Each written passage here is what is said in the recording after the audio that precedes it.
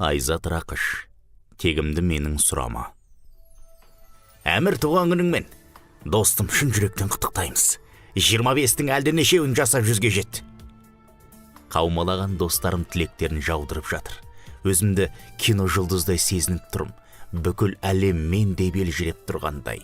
Таңнан бері анамның мейірімге толы ыстық лебіздері. Енді міне, кеш бойы құттықтаудан бір жалықпаған дос жарандарының ақ ниеттері.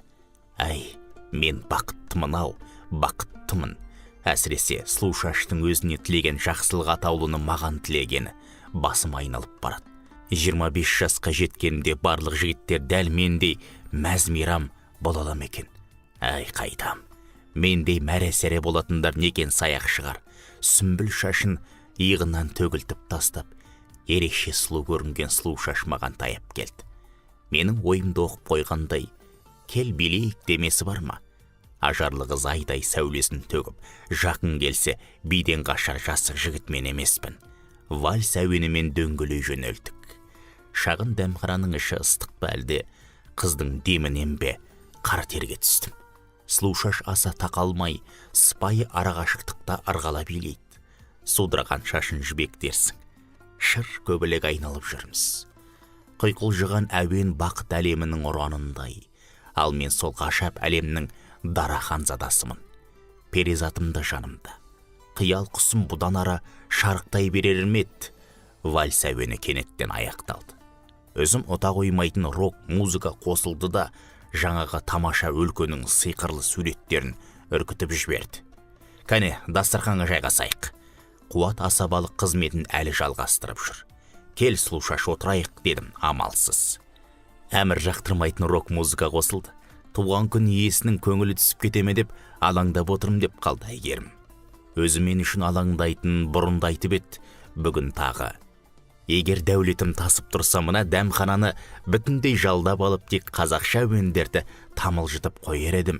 Әрине тек Әмір үшін солай жасар едім. Сұлушаш, сен одан да Әмірге ғашық екеніңді тап осы жерде мойындай салсаңшы. Мана сөздеріңмен мойындап үлгердің, Сұлушаш. Иә, сен Әмірге ғашықсың. Жай әріптес қой, деген Әйгерімнің дауысы біртүрлі ерсі шықты. Сұлушаш мен күткендей ақталмады. Өзінің мінезіндей тура біткен кірпіктерін қағып жіберіп, жайдары езу тартты. Әмір, бақыттың құсы кезбе деуші еді. Бүгін сол кезбе құс сенің басыңа Сұлушаш болып қонды. Асаба Қуат мәнерлеп сөйлемек болып бәрімізді күлдірді. Мен кезбе емес, Қуат, мен тұрақты бақыт құсымын. Сұлушаштың үні тіпті сыңғырлап, күміс қоңырауда естілді. Әзілдесе отырып дастархандағы дәмге шаудай тидік. Ақыры дәмхана жабылар кезде бірақ шықтық. Тұрақты бақыт құсын қолтықтап дәмханадан шықтым. Өзге әріптестерім жөн-жөнмен тарап кетті. Туған күнімді тек Сұлушашпен жалғастырғым келді. Әттең. Оның ата-анасы қыздарының тым кеш уақытта жүргенін қаламайды. Оны бірер отырыстарда байқағам. Сол себептен кермейғымды өзім үйіне дейін жеткізіп салмақпын. Қырсыққанда Алматы көшелерінде күндізге иін тірескен көлік кептелісі мүлде жоқ. Жеңіл машинамен зу етіп үйіне жетіп бардық. Әмір, думан күнің құтты болсын. Жүрегің не әмір етсе сол орындалсын. Сұлушаш күндегіден де нұрлана тағы да құттықтады. Сөйтті де ақырын ғана бетімнен сүйді. Көп рахмет бақыт құсым, сүмбіл шашым. Мен де оның бетінен сүйдім. Үлбіреген беті мақта тәрізді. Толқыныстан қыздың қолын жібермей ұстап тұрып қалдым. Қатты қысуға қимадым. Саусақтары сынып кетердей тым нәзік. Кетуім керек деп сыбыр еткен Сұлушаш үйіне қарай жүгіре жөнелді. Әйтсе де өзі орнатқан бақыт күйін жүрегімде қалдырып кетті. Кенет қалта телефоныма хабарлама келіп түсті. Сұлушаш қайырлы түн тілеп жазған болар, басқа кім болуы мүмкін? Жалма-жан ашып едім. Бейтаныс нөмірден келген хабарлама бір түрлі суық көрінді.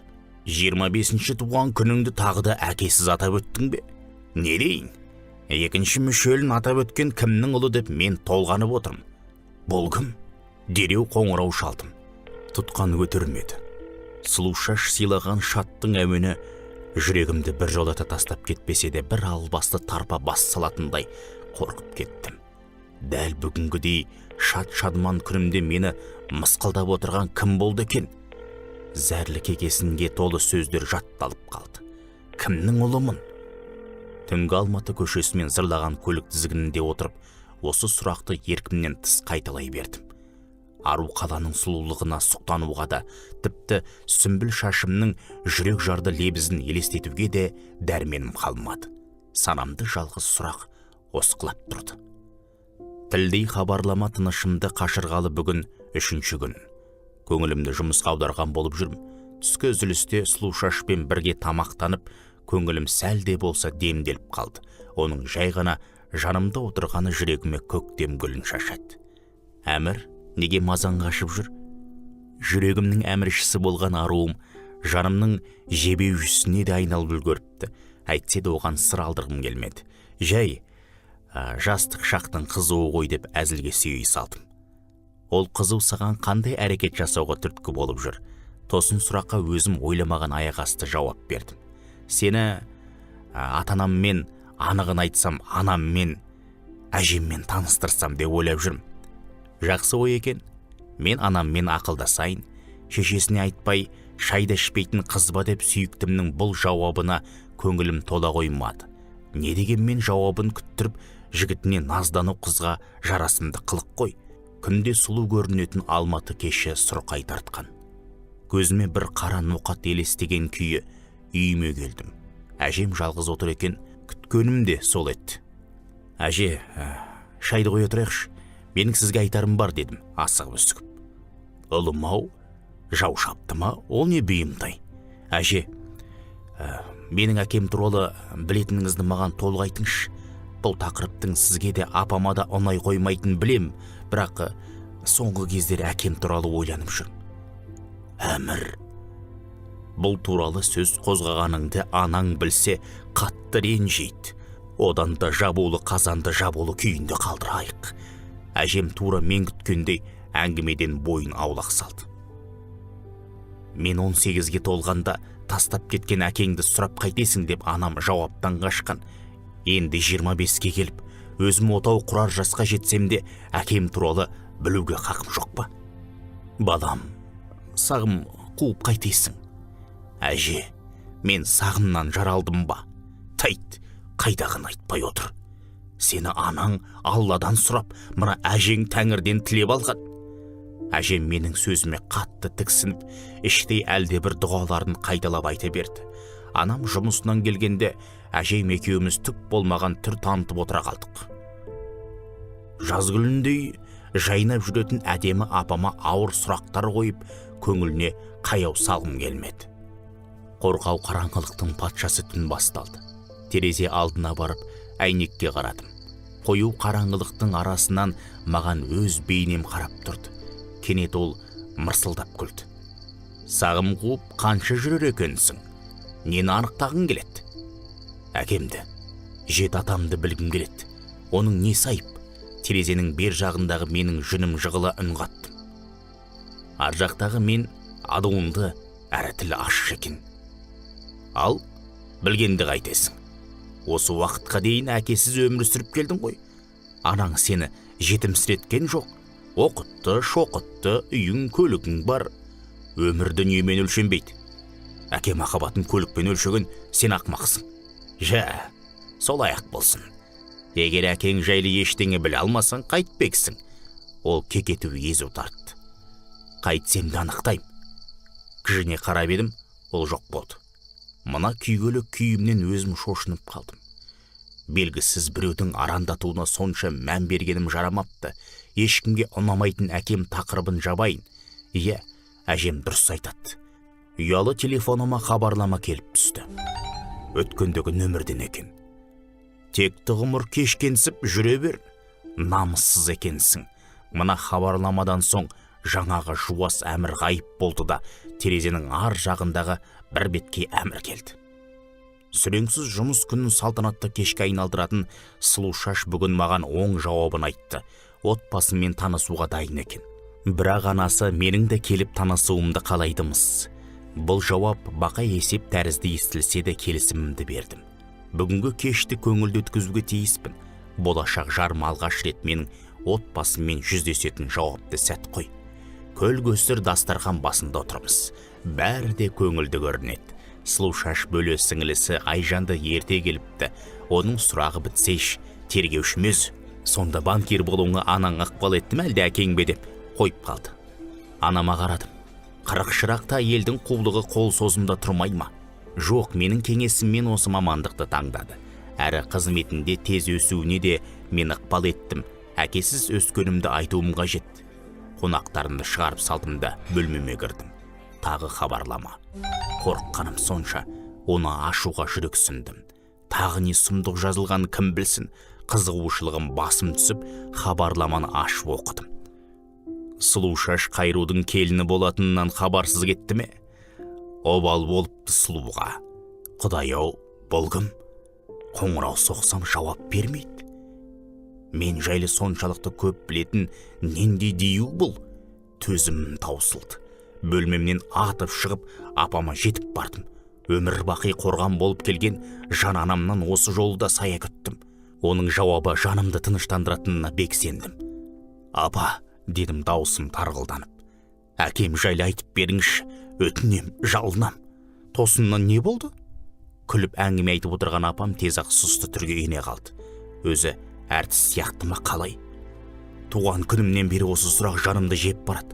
Апа, құтқаршы мына зымыстан ойлардан. Несіне жаныңды жейсің? 18 жасыңда айтқанмын. Әкең сені тастап кеткен. Енді неге оны іздеп қалдың?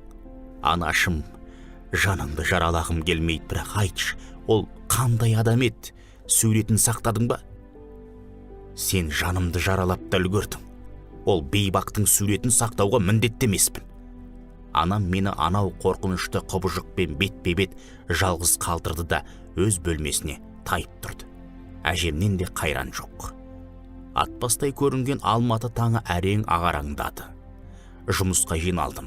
Сұлу шашты көрсем, бар қиындығым ұмытылатындай. Жаным қайырлы таң, сені түсімде көрдім, деді ол еш алаңсыз. Мен сені көп ойлаған соң түсіңе кіргенмін ғой. Білесің бе, апаң мен әжең маған өте ұнады.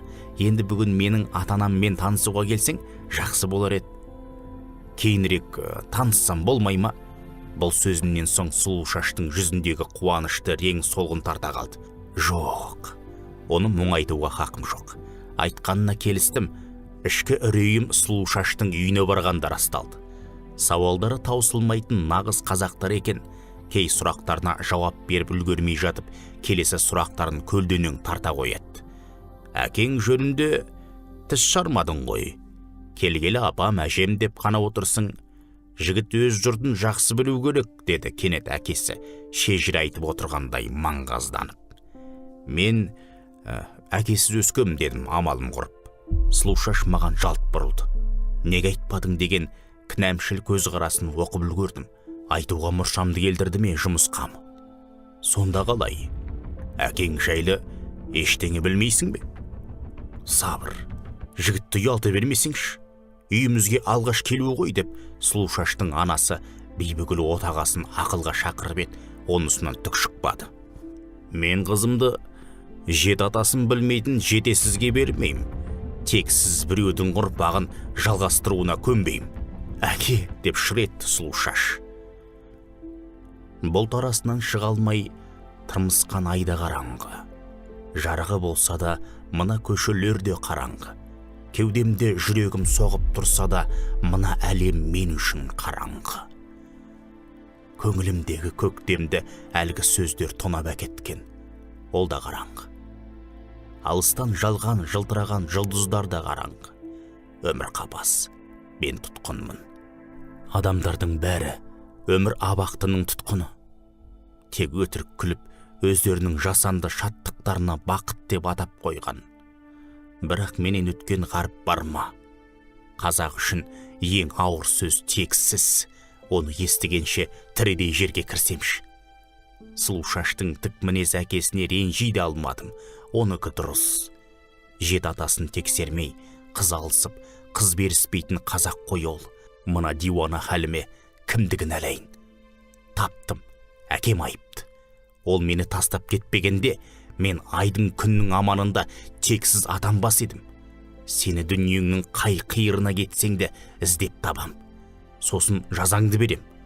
Оған мына қараңғылық күә. Сұм өмір абақты ғой саналыға деп ыңырси өлеңдетіп үйіме кірдім. Бұл өлең жолы қайдан есіме түскенін білмейм. Мектепте әдебиетті сүйіп оқитынмын. Сол шағым елес беріп жатыр ма? Әлде жаныма жақын болған соң жалғыз жол өлеңді әнге айналдырып алдым ба? Өзім де білмейм. Аналарым ояу екен. Балам, алтыным, саған не болды? Әжем жылаудың азақ алдында тұр. Әміржан, сен ішпейтін едің ғой. Апам мені тани алмады. Менің аяғымды бастырмай тұрған арақ емес, шер ғой апа, шер. Құдағиыңның қолынан шай ішіп ем, буыныма түсіп кетті дедім мысқылдап. Шайын беріп, қызын бермеймін деп қуып шықты ма? Не дейсің? Қызына сендей жігіттің төресін таба ала ма екен? Тексіз деді. Жетесізсің, әкесіз өскен ұлға қыз бермеймін деді. Анам тілден қалды. Жүресінен отыра кетті. Әжем дұғаларын айтып, Алласынан жәрдем тіледі. Бірақ Алла құтқарушы періштелерін жібермеді. Мен тағы да жауапсыз сұрақтардың соққысында қалдым. Адам 3 күннен соң тозаққа да үйренеді деседі. Мен де үйрендім. Сұлу шашсыз өмір кешуге, әкемнің кім екенін білмей аласыруға, тіпті анау құбыжық хабарламаларға да үйреніп, мойынсынып кеттім. Хабарлама жылт етті. Қараңғылықтан шығарар сәулеме әлде оқи бастадым.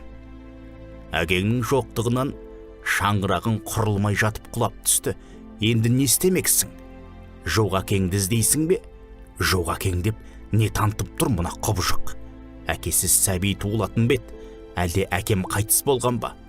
Құбыжыққа қанша қоңырау шалсам да тұтқаны көтермейтінін білем. Сондықтан мықты болсаң, қарсы алдыма кел деп хабарлама жазып жібердім. Оған әлі ерте деген жауап келді. Кішкентай күнімде ойнап жүріп құлап қалсам, бірден анама жылап баратынмын. Ол мені ыстық құшағын алып, еркелетіп, қалайды жұбатып алатын. Бүгін дәл сондай күйге түстім. Жігіт болсам да көз жасым кірпігімнің ұшында тұрды. Үйге кіре сала анамды қатты қысып құшақтадым. Әжемді де құшағым алдым. Көзімді ашқалы көріп келе жатқан қос анам менің ағыл тегіл жасымды көріп, жандары мұрындарының ұшына келді. Апа, әже, құтқарыңдаршы мені мына азаптан. Біреу менімен қатыгез ойын ойнап жүр. Әкем туралы сандыра хабарламалар жібереді. Сұлу шашты әке шешесі менімен араластырмай қойды. Қараңғылықтың қапасынан құтқаршы, сонау бақытты күндеріме оралғым келеді. Балам, сабыр етші, деді анам оқыстан салқын үнмен. Жоқ, сабама түсе алмайым. Күнде жүрегімді сыздатқанша, бүгін бәрі аяқталсыншы. Мен кімнің ұлымын? Руым кім? Қазақпын ба өзі? Өзім үшін сонша қымбат қос қимасымды аямадым. Өзімшілдігім жеңді ақыр. Әжем аузын басып, еңкілдеп жылап тұр. Шешем әкемнің өлгенін естіртердей түнеріп алған. Аба, шындықты айт, бүгін жауаптан қашпа. Дайынсың ба жауабын естуге? Иә, әзірмін. Гүлжас, қой айтпа. Әжем екі қолы ербеңдеп ортамызға түсті. Қашанғы жасырам, қанша уақыттан бері алқымынан алып болды. Айтып құтылайын, ар жағы бір Аллаға аян. Иә, айтып құтыл апа. Мен сені жасанды ұрықтандыру жолымен туып алғам. Түк түсінбедім. Әкемнің тастап кеткені қайда? Жоқ, ол өтірікті сенің көңілің суысын деп мен ойлап тапқам. Бірақ сенің тыныштық алар түрің жоқ, ақыры білдің. Нені білдім? Әкесіз қалай туғанмын? Жасанды ұрықтандыру орталығына барып, қызмет ақылары үшін төлем жасадым да, ұзын бойлы қара көзді, бұйра шашты деген сипаттамалы ұрықты таңдадым. Сөйтіп сені өзім үшін туып алдым. Өзім үшін деген не кесел апа? Кәрі қыз мылжа кемпір болмай ма? Күйеуге шықпаған соң жалғыз жүре бермейін деп, өзімнің болашағымды ойлап сені дүниеге әкелдім. Қандай болашақ, кімнің келешегі? Жаным аласұрып тысқа ұмтылдым. Жолыма кедергі болған анамды өмірімде алғаш рет кеудесінен итеріп жібердім. Әлбіп келем. Бойымда шалажансар жаным бар, ойымды зіл қара тұман басқан. Жанымды тас түнек еңсеріп алды. Түнерген мылқау әлемде иненің жасуындай да сәуле қалмады. Тұлдыр кеңістікте құр тырбыңдап келем. Ақылым адыра қалып, қайран жүрек қана қалды қалтырап. Кімге екен белгісіз мұң шаққым келді. Осы ой сүйрелеп абай ескерткішіне алып барды. Ескерткіш түбіне құлай кеттім. Ұлы баба, қазақпын деп өмір кешкен балаңмын. Енді бүгін өзімді кім деп атарымды білмей әуремін. Айтшы, дана көйім, адамды адам қолдан жасап алса, кімге күнә? Ақша үшін албасты тұқымын шыныға салып өткізген шайтан тектілер айыпты ма? Әлде сол шыныдағы ұрықты жатырында дамытқан өзімшіл әйелдер жазықты ма? Осы азғындыққа ауыздық салмай естіртіп отырған күллі қоғам ба? Менің дауысым жетер емес. Үн қатшы мына меңіреу қоғамға, оятшы арын, сақташы барын. Дәл осы сәтте бүкіл жаным нағыз әке құшағын аңсап тұрды. Ал абай ескерткішінен жауап болмады. Ұстарасыз аузына мұрты түскен қазағын көрген данышпанда менімен бірге жылап тұрғандай. Түн етегінің қалай түрілгенін, таң шапағының қалай шашылғанын мен сезбедім. Құбыжықтың қоңырауынан естідім. Қыздың дауысы. Қайдасың деді. Адам өліп бара жатса да ішін қызығушылық деседі екен. Өлір халге жетсем де ол диюмен кездеспей кеткім келмеді. Мына сұмдықты қара. Бөксесін бұраңдатып, әйгерім келе жатыр. Сәлем, әмір. Не керек саған? Сен керексің. Арам екенсің. Бір кеңседе жүріп, істеген ісіңді қара. Сонда не таптың? Сұлуша шекеуіңді ажыратқым келді. Сен туралы ақпарат іздеп шаршамадым. Сұм дерек мені өзі іздеп тапты.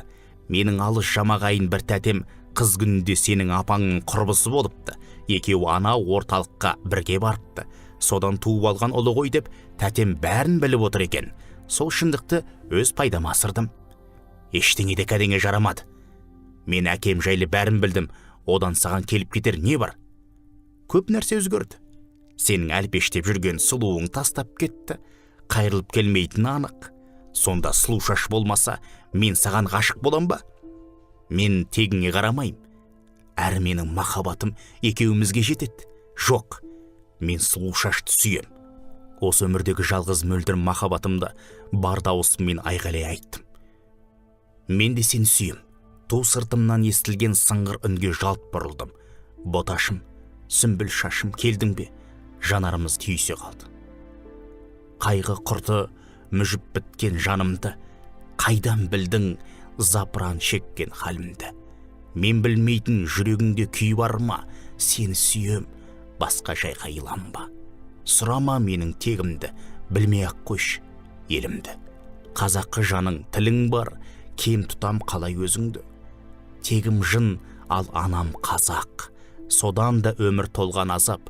Жын бол, мейлі пер бол, жүрегімнің мәңгі үні бол. Ғашығымның жасты жанарындағы осы ойды оқыған мен оған қарай тәлтіректі ұмтылдым. Оқыған Қуат Ахметжанов.